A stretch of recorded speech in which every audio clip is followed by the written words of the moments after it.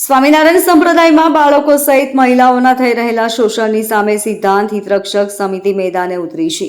ત્યારે આ સમિતિ દ્વારા સંપ્રદાયમાં પેસી ગયેલા લંપટ સાધુઓને બરતરફ કરવાની માંગ સાથે રાજ્યભરમાં વિરોધ પ્રદર્શન થઈ રહ્યું છે।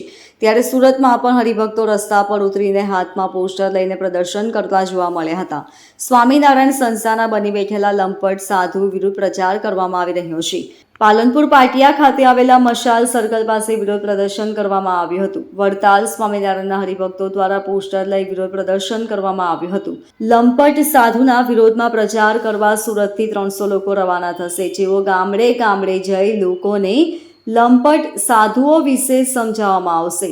ઘનશ્યામ પરમાર નામના હરિભક્તે કહ્યું કે 1 મહિનાથી અમે આવેદનપત્ર આપીએ છીએ, યૌન શોષણ કરતા લંપટ સાધુ સામે વિરોધ કરી રહ્યા છીએ। અમારો અવાજ દબાવવા માટે ફરિયાદ કરવામાં આવે છે। સાધુ નૌતમ સ્વામી, હરિજીવન સ્વામી, દેવપ્રકાશ સ્વામી, સંત વલ્લભ સ્વામી, પીપી સ્વામી, જૂનાગઢ, ભગવત પ્રસાદ, વિશ્વજીવન સ્વામી, માધવ પ્રસાદ અંકલેશ્વર, જે.કે. સ્વામી, ઘનશ્યામ કંડારી વિરુદ્ધ પ્રચાર કરવામાં આવશે। આવા લંપટ સાધુઓ સમાજ માટે ખતરારૂપ છે। સાધુને સંપ્રદાયમાંથી દૂર કરવાની માંગ કરી રહ્યા છીએ।